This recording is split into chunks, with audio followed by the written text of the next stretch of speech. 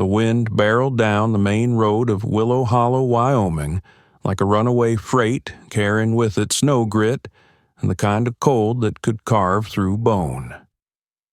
It was December 1881, and the town looked half abandoned beneath a sky as gray as unpolished iron. Lights flickered behind frosted window panes, but little warmth made it past the shutters. Evelyn Grant stood alone in the alley beside Barker's saloon, her back pressed hard to the brick wall. She had wrapped her arms tightly around her ribs, trying to shrink into herself. The thin shawl over her shoulders might as well have been paper. Her fingers were raw, her lips cracked, and her boots were so worn that snow seeped through the soles and soaked her socks. 3 days with nothing but melted snow and pride. 4 nights curled beneath porches beside stables under awnings. Her stomach had long stopped growling. It was just tight now, like a knot she couldn't undo. She smelled the stew before she heard the laughter, rich beef onions, maybe even potatoes. Her mouth watered instantly. Inside the saloon, men drank, smoked, and filled their bellies. She stood outside that window like a ghost with no name. The saloon doors burst open in a rush of warm air and drunken noise. 2 men stepped into the street coats, open breath steaming in the air. One of them, Amos Riker, thick-necked and wide-shouldered, stopped when he spotted her. "Well, now," he said, grinning like a wolf. "What do we have here? Little stray bird in the snow." Evelyn shrank back, pressing herself deeper into the bricks. "Leave me alone," she said, her voice dry and cracking. He stepped closer, boots crunching in the snow. "Now that's not neighborly. I've got a room upstairs, warm fire, soft bed. All I ask is a bit of company." I said no. His smile dropped into something meaner. "You sure you're in any position to be picky?" He reached for her arm, and her instincts flared. She yanked away, heart hammering. "Let me go." But Amos didn't back off. "Come on now," he said, voice turning dark. "It's a fair trade. Warmth for a little attention." Then, from the end of the alley, another voice rang out, low, steady, and impossible to ignore. She said no. A man stepped out of the snow-drifted dark. He was tall, wrapped in a long wool coat dusted with white, a wide-brimmed hat pulled low. His face was hard cut, and a long scar ran from his cheekbone to jaw, white against wind-burned skin. He looked like someone who didn't talk unless he had to. Amos turned annoyed. "This ain't your business, stranger." "It is now. You don't even know who she is." "I know what you are," the man said calmly. "And I know she told you no." The tension stretched tight. Amos's hand hovered near the pistol on his hip. The scarred man didn't flinch. He didn't have to. Finally, Amos spat into the snow and muttered, "She ain't worth the trouble anyway." He turned and stomped off, disappearing into the saloon's orange glow.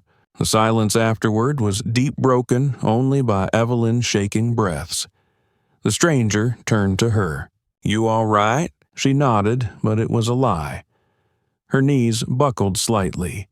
He stepped forward, took off his coat, and placed it gently over her shoulders. It smelled like smoke and leather, and the warmth nearly undid her. "Why are you helping me?" she whispered. "Because someone should," he said. "Name's Cole Barrett. I've got a ranch a few miles outside town." She hesitated. "Evelyn Grant. I've seen you in town," he said. "Heard talk, but I don't put much stock in gossip. I've seen you try to work, seen you keep your distance from men like him." She looked up at him. "You offering charity? I'm offering a job, room and board, a fair wage, cooking, cleaning, tending the place. It ain't much, but it's honest." Her jaw tensed.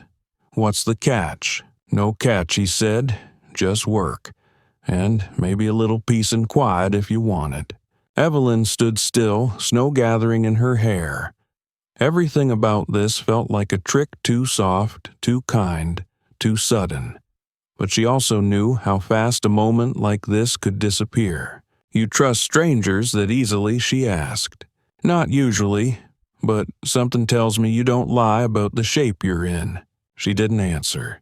Her pride screamed to walk away, but her hunger was louder. "Yes," she said softly, "I'm hungry." He nodded and guided her to a wagon waiting at the end of the street. It wasn't fancy, just wood hay and 2 solid draft horses. She climbed up slowly, each step echoing louder than the last. As they rolled out of Willow Hollow, the town faded behind them. She glanced back, once watching the saloon disappear behind a curtain of snow, the place where she might have been broken. The coat was heavy on her shoulders, but it didn't feel like a burden. Not tonight. Evelyn had once traded her pride for survival. Now she wasn't sure what this was, but maybe, just maybe, it was something more. The snow creaked under the wagon wheels as they rolled out into the open country. Trees stood like sentinels, their branches burdened with snow, and in the distance the foothills blurred into white sky. The silence stretched thick between Evelyn and Cole. He held the reins with practiced ease, jaw tight beneath a scarf pulled up high. "How far's your ranch?" she asked, voice quieter than the wind. 2 hours in good weather. Might take 3 tonight," he replied. She rubbed her hands together. Her fingers had started to thaw, burning with the ache of returning sensation. "You live alone. Since my father passed. House has been empty a while." Evelyn didn't press.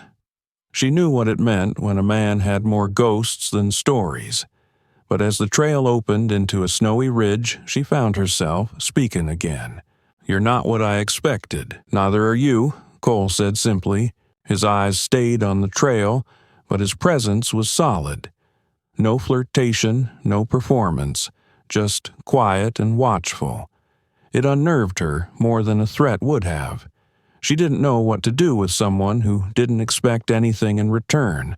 By the time they reached the ranch, her limbs ached from the cold. A 2-story house appeared through the snow like a mirage-weathered wood, a slanted porch, and faint smoke curling from the chimney. A barn stood nearby, its roof heavy with snow. "This is yours," she asked. "Built by my grandfather. Kept standing by sheer stubbornness." He hopped down, then offered his hand. She hesitated, but let him help her.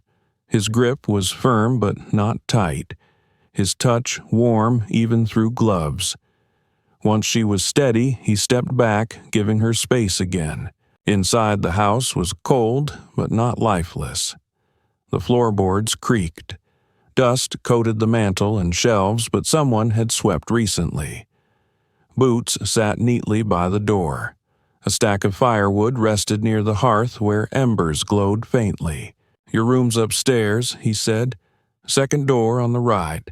There's clean linens, water in the basin." Evelyn climbed the stairs every step, echoing in the quiet. The room was small, but it had a bed, a real bed with a handmade quilt in faded colors. A wooden chest sat at the foot. A single window framed the snowy hills. No broken glass, no rats, no smell of rot. She sat on the edge of the bed and ran her fingers along the stitching. Someone had made this quilt with care. She hadn't had a door she could close in months. Downstairs, she heard the fire crackle louder. She followed the scent of coffee and wood smoke drawn like a thread was pulling her. Cole had warmed the hearth, a kettle steaming beside it. He handed her a mug, then quietly placed a plate on the table. Bread, butter, and cold ham. Simple, but real. She stared for a moment before slowly taking a seat. "You don't owe me anything," he said before she could speak. "Not explanations, not gratitude." "I didn't expect this," she admitted. "Most men want something." "Then they weren't offering help," he replied. She took a bite of bread, trying to remember how to eat without guilt. Every muscle in her body stayed alert, but for once no danger came. After they finished, Cole stood and stretched. You'll get used to the stove in the morning. It's temperamental. You want me to cook. If you're up for it, I can try. Trying's all I ask." She watched him quietly, gauging his every move. But there was no pressure in his posture, no hunger in his eyes. He didn't linger, didn't hover, just picked up the plates and rinsed them like it was the most normal thing in the world. That night, Evelyn returned to her room.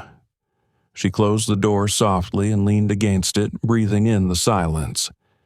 For months, sleep had come in snatches curled in barns behind train depots or beneath cold steps.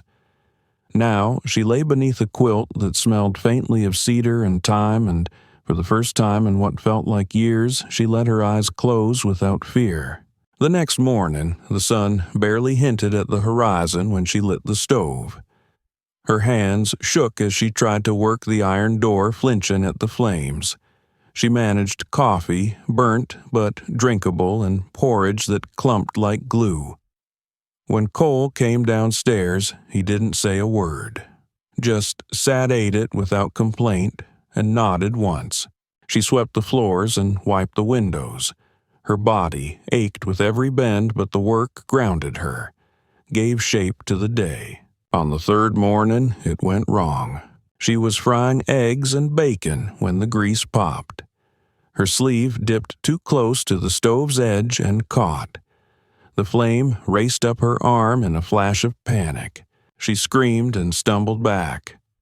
Cole was there before the scream had ended, grabbing the bucket by the hearth and dousing her. Steam hissed and the fire went out. She sank to the floor, soaked breath shaky. "I'm sorry," she whispered. "I can't even make breakfast without burning the place down." Cole knelt beside her, voice even. "That stove's tricky. Takes time." He handed her a towel and helped her sit upright. No shouting, no blame. Over the next hour, he showed her how to adjust the iron dampers where the hot spots lived, how to listen to the fire instead of fight it. He moved slow, explaining things twice, his hands patient. Evelyn listened, not just to the instructions, but to the way he spoke, the way he treated her, as if she wasn't broken, as if she mattered. That night, when she returned to her room, she found a bundle atop the quilt. Inside, 2 pairs of wool stockings, a heavier shawl, and a note in Cole's rough handwriting. "Thought you might need these. Cold's coming in." She didn't cry, but something inside her cracked open just a little. She was still a stranger in this house. But maybe not for long. The days passed in a rhythm Evelyn hadn't known she missed light. The fire sweep the floors, stir the pot. There was something soothing in the repetition. At first, she kept her distance from Cole, uncertain whether the warmth he showed would eventually sour into expectation. But it didn't. He thanked her after every meal, even when the bacon burned or the bread turned hard. He always knocked before entering a room. He fixed what was broken without drawing attention to it, tightened the hinge on her window, oiled the door that squeaked. The quiet between them was never heavy, just comfortable. One afternoon, while dusting the parlor, she found a photograph tucked behind a stack of books. A younger version of Cole stood beside a dark-haired woman, both smiling wide. Her fingers had barely touched the frame when his voice came from the doorway. Her name was Laura. Evelyn turned startled. "I'm sorry. I didn't mean to pry." "It's all right," he said, stepping into the room. "I put it there so I wouldn't have to see it every day. Couldn't quite bring myself to throw it out either." She was beautiful. "She was," he said quietly, taking the photo from her. "We were engaged. She died the winter before last. Fever hit hard. Took her in 2 days." There wasn't much to say to that. Evelyn didn't offer comfort. She knew loss didn't want platitudes, it wanted silence and room to breathe. She believed in second chances, Cole added, placing the photo on the mantel. Said no one should be judged by their worst moment. Evelyn looked at him. really looked. The scar, the steadiness in his eyes, the way he never looked past her or through her, just at her. She felt a tightness in her throat. She must have loved you deeply. She did, he said, and then, after a beat, I think she'd have liked you. The words hit like a ripple in still water. She didn't know what to say, so she nodded, and they stood there side by side, neither one looking at the picture again. A few days later, Evelyn was drying dishes when she heard the wagon wheels crunching into the yard. She glanced through the window. Cole was returning from town, but something in his posture was different, rigid, cautious. Her hands froze mid-motion. He stepped inside, brushing snow from his coat. "We need to talk." She set down the towel. "What is it?" "A man's been asking around town. Said his name's Thomas Grant." Evelyn's heart dropped like a stone into cold water. She turned away, gripped the edge of the sink. "He's your brother." She nodded, throat tight. "He's not here to check on me." "I figured as much," Cole said. He spoke to Bill over at the general store, asked a lot of questions, said there was family business that needed sorting. "He wants to drag me back," she said finally, "or bury me if I don't go quietly." Cole said nothing, just waited. 3 years ago, Evelyn began voice stiff. Thomas was courting the daughter of one of Father's business partners. Emily was 17. She trusted him. Cole's jaw clenched, but he didn't interrupt. One night, something happened. I saw the bruises the next day. She and her family left town that morning, no explanation, just gone. "What did you do?" "I told my father." She gave a bitter laugh, but Thomas had already spun his tale. Said Emily was unstable, claimed I was jealous, trying to ruin him. And your father believed him. He always did. Cole crossed his arms. "Why's Thomas after you now?" "Because he knows I could still ruin him. If I talked to the right people, judges, investors, his reputation would crumble. He's not here to reconcile. He's here to shut me up." Cole's expression hardened. "Then he'll have to deal with me first." Evelyn's eyes snapped to his. "I don't want you caught in this." "I already am." The sound of hooves cut through the wind outside. Evelyn moved to the window.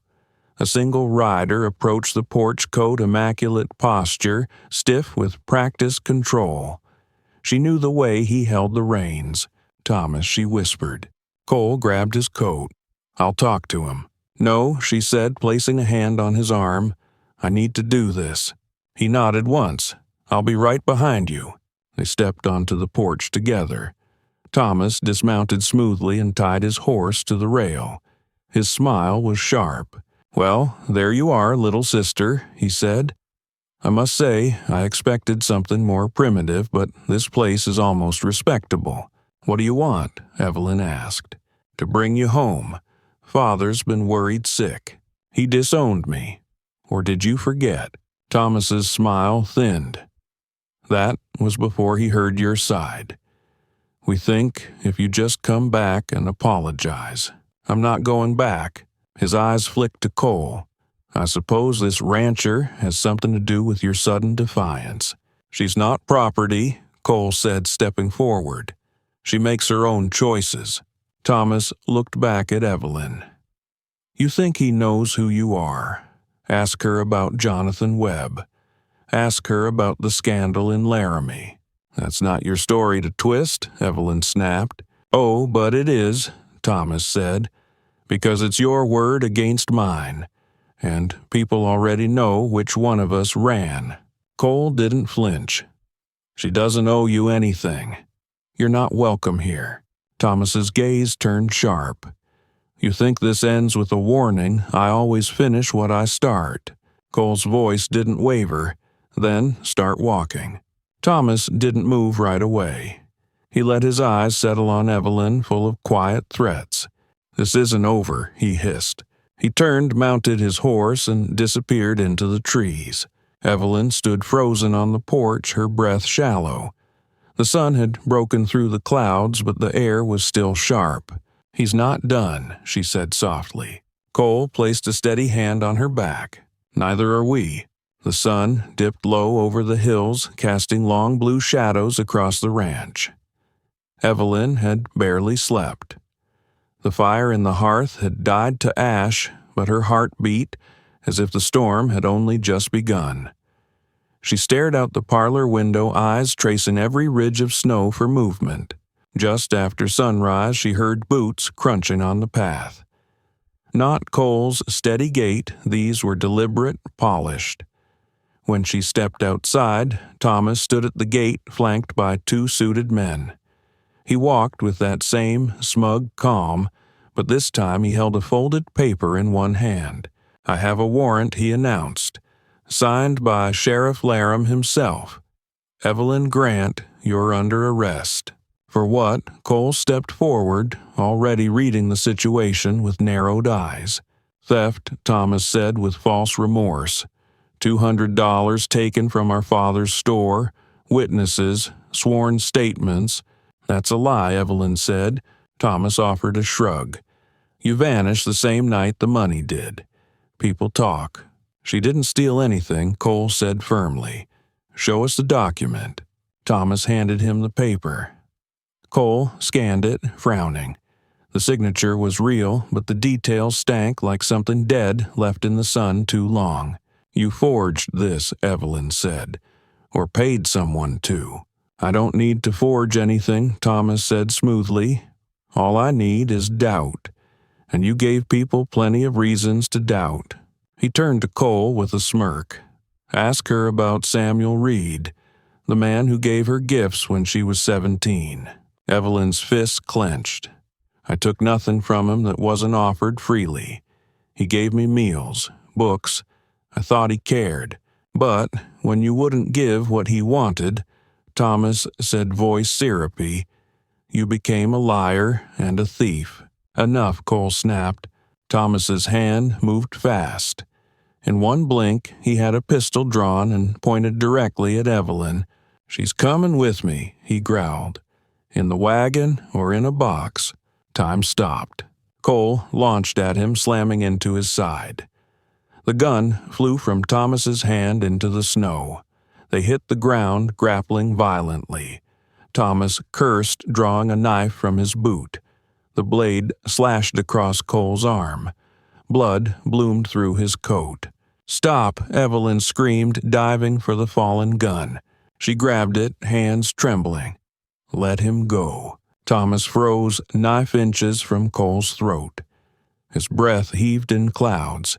"You won't shoot," he said. "Try me," Evelyn replied, her voice steady now. "One step, and I end this." That moment, knife hovering, blood staining the snow gun in her grip, burned itself into her bones. Cole took the distraction and shoved Thomas back, both men scrambling to their feet. Thomas stood panting and furious. "This changes nothing," he hissed. "I know what you've done," Evelyn said. "The missing funds, the land stolen in Father's name. I watched you. I remember everything you thought no one noticed. No one will believe you," he spat. "You're a runaway with a ruined name." "I believe her," Cole said, stepping beside her, blood on his sleeve. "She was a child. Someone used her trust. That makes her a victim, not a criminal." Thomas hesitated. Behind him, his 2 hired men waited nervously at the gate, uncertain whether to act. "If you ever come near me again," Evelyn said, raising the pistol slightly, "I'll tell everything, and I won't be alone." Thomas's eyes narrowed. "You'll regret this." "No," she said, "not anymore." He stepped back, brushed the snow from his coat, and mounted his horse without another word. His men followed their tracks, vanishing behind them like smoke on wind. As they disappeared into the trees, Evelyn lowered the gun chest, heaving. Her hands still shook, but her spine stayed straight. "You're bleeding," she said to Cole, voice catching. He gave her a crooked grin. "You should see the other guy." She laughed, shaky, real. The kind of laugh that hurt a little because it was too unfamiliar. And for the first time in years, she felt tall. Not because she held a weapon, but because someone finally believed she was worth protecting. They went inside. Cole let her clean the gash in his arm without protest. It was shallow, thankfully, but it bled freely. She tore strips from an old towel to bind it, hands steady now. He watched her, silently wincing only once. "I meant it," he said after a while. She glanced up. "Meant what?" "When I stood beside you out there." Her breath caught. She didn't answer. Instead, she poured him coffee and sat nearby, hands wrapped around her cup like armor. Later that night, long after Cole had gone to bed, she stood at the fireplace and stared into the coals. The gun lay in a drawer now. She hadn't realized until that moment how close she'd come to using it. But what scared her most wasn't the thought of pulling the trigger. It was how easy it had felt to protect herself. She slept lightly that night, ears tuned to the wind. But for once it wasn't fear that kept her awake. It was the echo of strength she hadn't known she possessed. And for the first time since she ran, she wasn't just surviving. She was fighting back. The wind carried a sharp bite the next morning as Evelyn stepped onto the porch, a mug of cooling coffee in hand. Snow had begun to soften at the edges, but the air still hung heavy like a breath held too long. Cole stood beside her arm, bandaged under his coat, his eyes scanning the horizon. They hadn't spoken much since Thomas's departure. Some truths were too loud to follow with small talk, but silence Evelyn was learning didn't always mean absence. Sometimes it was just another way of standing guard. A knock came around mid-morning. Cole opened the door to find a telegram courier hat pulled low, cheeks red with cold. The man handed over the folded slip and tipped his cap before disappearing down the trail. Cole read the message once, then again. His jaw set in a way Evelyn had come to recognize. "What is it?" she asked, heart sinking. He passed her the paper. As her eyes scanned the lines, the blood drained from her face. Thomas had escalated. He'd filed formal charges in Cheyenne, accusing her not of theft, but of grand larceny. $500. 3 sworn affidavits claimed they saw her take the money from her father's store. Evelyn sank into a chair, hands shaking. "He's building a noose," she said. "Forged rope, but convincing enough to hang me." Cole crouched beside her. "He's bluffing." "No, he's daring me to call it false and betting no one will care if I do." She looked up, tears pricking the corners of her eyes. "He has money. Lawyers.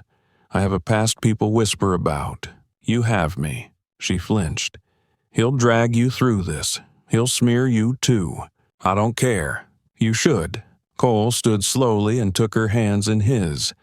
"I love you." The words were quiet, but sure, like everything else about him.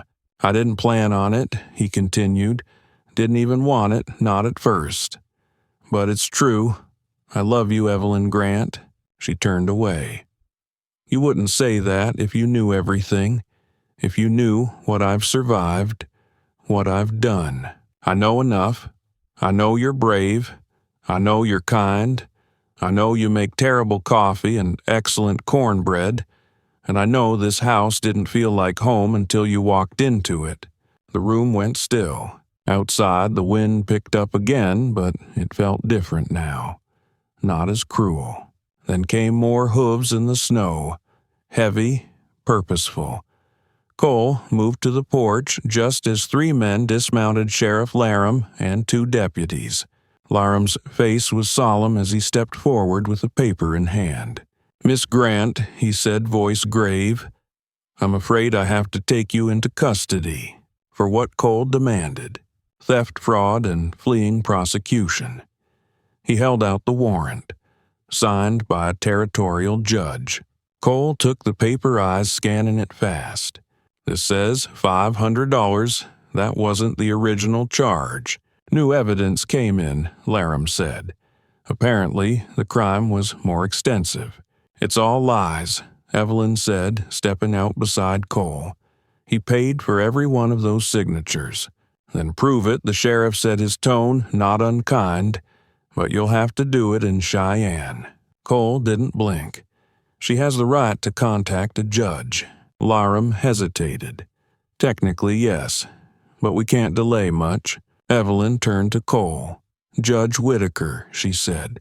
He knew our family. His niece was. She swallowed. Emily Cole finished for her. Evelyn nodded. He'll listen. Cole turned to the sheriff. Let us send one telegram. That's all we ask. The sheriff sighed, then nodded. One message. But we ride by morning. I'll send it myself, Cole said. As he saddled the horse, Evelyn stepped beside him. What if he doesn't respond? Then we figure it out, he said. She placed a hand on his chest.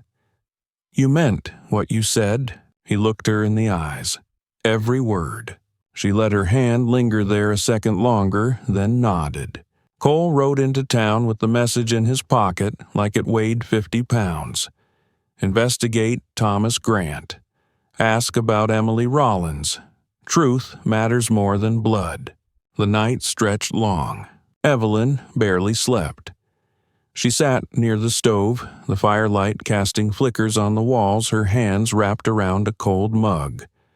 She didn't cry. Not this time. But her body ached with the waiting. Just before dawn, Cole returned. His face was pale, but his steps were quick. He handed her the yellow slip without saying a word. She unfolded it with trembling fingers. Thomas Grant, under investigation for fraud and possible involvement in Emily Rollins's death. Federal inquiry opened. Charges against Evelyn Grant under review. Hold position. Judge Whitaker. She read it again, then a third time. He believed me, she whispered. Of course he did, Cole said, dropping to his knees beside her, and then finally she let herself breathe. By midday, a federal marshal arrived at the ranch. Marshal Evans was a tall man in a dark coat dusted with snow, a notebook tucked beneath one arm. He introduced himself with a nod, tipping his hat as he stepped into the parlor. Miss Grant, he said, his voice firm, but not unkind. Judge Whitaker sent me to conduct a formal inquiry. I need you to tell me everything. Start from the beginning. Evelyn sat stiffly on the edge of the settee, hands clenched in her lap. Cole took the seat beside her, silently offering his hand. She gripped it tightly. I was 17, she began. Thomas had always been Father's favorite. He knew it, used it. That year, I started noticing problems in the ledger's missing money fake entries. When I confronted him, he brushed it off. Evans jotted quick notes but kept his eyes on her. Then came Emily Rollins. She was kind, young. She trusted Thomas. Evelyn swallowed. I warned her, but she thought he meant to marry her. Her voice cracked. One night, I found her crying. She didn't say much, but the bruises on her wrists, her arms. Her family left the next morning. No explanation. Just gone. She went quiet. And your father, Evans, asked gently. I told him, she said. But Thomas had already poisoned the well. Said I was jealous. Claimed Emily was unstable. He turned it all against me. Then the accusations started. About theft, disgrace. I had to leave. What about the charges he filed recently? All lies, she said. I never took a cent. He bought witnesses, fabricated details. He's trying to ruin me before I ruin him. Evans paused, then slowly closed the notebook. I believe you, he said. We've already discredited 2 of his witnesses, and Emily's family just came forward. She died of internal injuries consistent with assault. The timeline matches your story. Evelyn blinked, stunned. So, what happens now? Effective immediately, the marshal said, rising from his chair. All charges against you are dropped. Thomas Grant is wanted for fraud, obstruction, and potentially more. We'll find him. Evelyn let out a long breath, something in her chest uncoiling at last. Cole hadn't let go of her hand once. After the marshal left, Cole stood and turned to her, smiling quietly. "I didn't think this day would come. You helped make it happen," she said. "I couldn't have done it alone. You didn't have to." She studied him, his still bandaged arm, the scar across his cheek, the steadiness in his gaze. "You never asked me to explain," she said. "I didn't need to. I see you. Not who they say I am," she asked, voice barely above a whisper. "Just you." That night, Evelyn slept soundly for the first time in months, the kind of sleep that doesn't run from dreams. When the morning sun rose, it did so brightly, casting gold across the snowfields, the hills stretching wide and open. Cole was already on the porch, coffee in hand. His injured arm rested beneath his coat, but he looked peaceful. "You slept," he said when she stepped out, for the first time in days. They stood side by side, watching the sky shift from amber to clear blue. Cole turned to her, slowly setting his mug down. "I've been thinking," he said, "about everything we've faced and what comes next." Evelyn's breath caught. "I built this ranch for a family," he said, "for a future I didn't think I'd have again." He reached into his pocket and pulled out a small silver ring, plain braided, worn smooth in places. "Honest." "Evelyn Grant," he said, dropping to one knee, "will you marry me?" She didn't answer right away. Her heart surged. Once she'd traded dignity for shelter.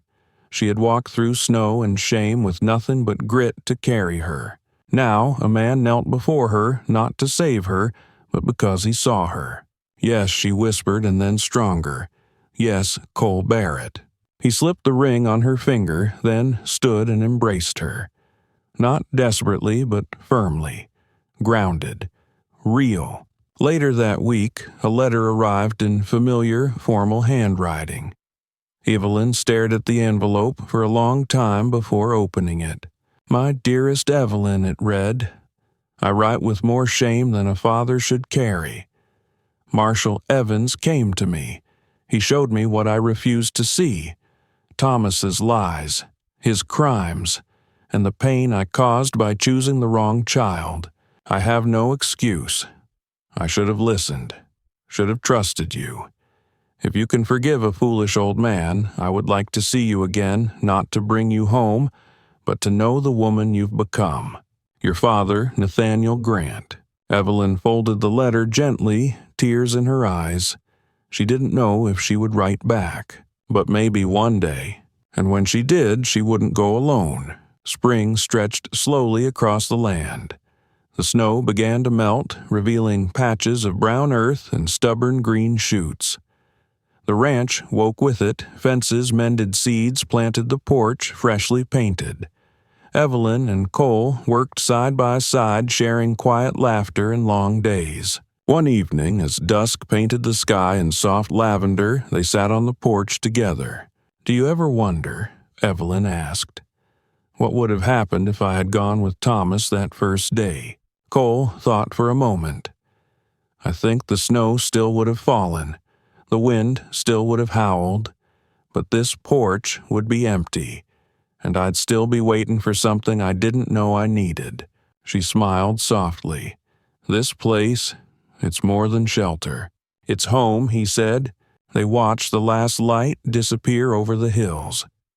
The storm had passed. In its place, a new season.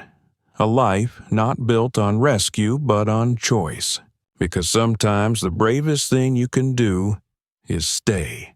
In a world that often measures people by their scars, their mistakes, or what others say about them, this story reminds us that truth, kindness, and quiet strength endure. Evelyn wasn't saved. She fought to be believed, to be seen, and to begin again. And Cole stood not above her, but beside her. Sometimes love isn't loud. Sometimes it's patient. Sometimes it's just someone believing in you when you've forgotten how. If this story moved, you leave a comment below. Have you ever been misjudged but chose to stand your ground? Do you believe people deserve a second chance? We'd love to hear your story. Share your thoughts in the comments. Subscribe to Whispers of the Wild West for more tales of grit, heart, and redemption from the untamed frontier. Don't forget to hit the bell so you never miss a moment where bullets missed but hearts didn't.